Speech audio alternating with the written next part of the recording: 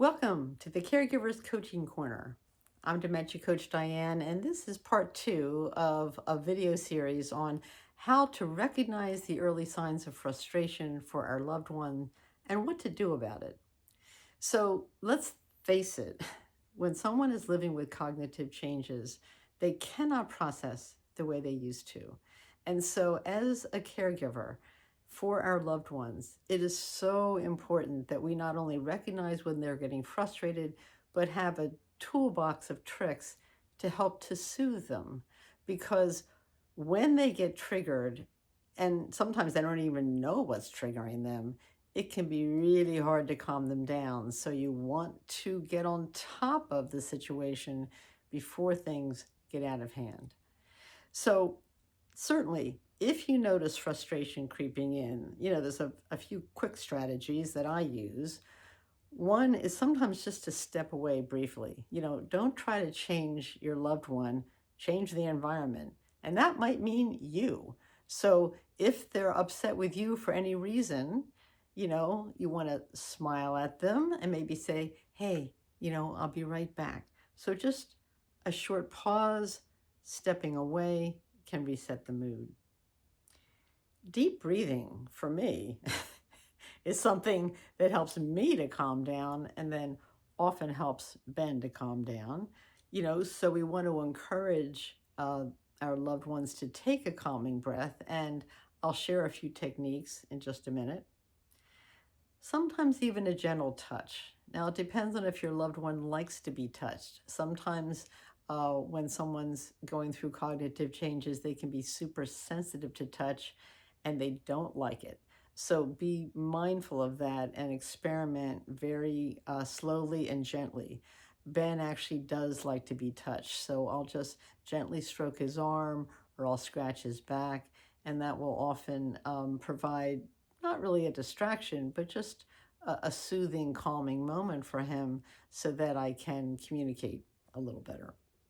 And certainly something works for all of us a lot of times is just to change the subject. If they're really upset about whatever it is you're trying to show them or help them with, change the subject, shift the focus to something positive, something they like, anything from, the crazy football play you saw with their favorite team or, about an upcoming snack that you're going to make together.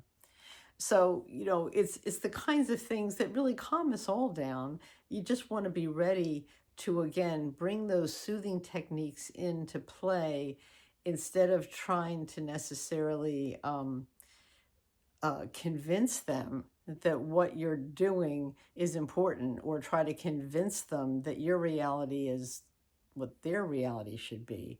What you want to do is help them to calm down. So, one really simple technique is what I call the 4-second calm breath. And I've done this with Ben before. I'll just hold his hand and I'll say, hey, let's take a deep breath together.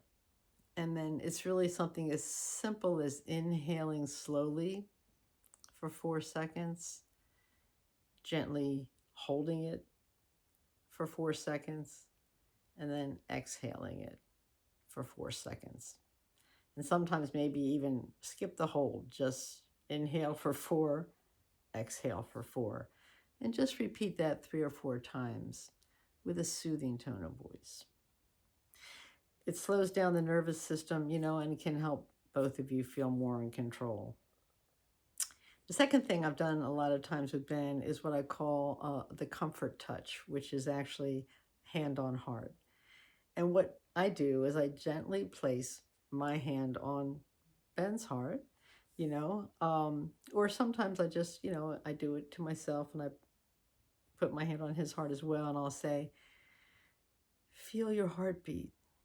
It's strong, it's steady, it's keeping you safe. And then we just take like 3 slow breaths together while we're kind of focusing on the warmth and the connection of my hands on both our hearts.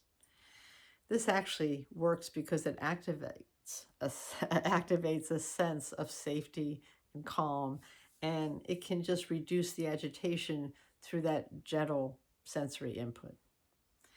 And then another thing, now I don't do this with much with Ben anymore because he doesn't process and he can't really communicate. But early on, this is a quick grounding exercise.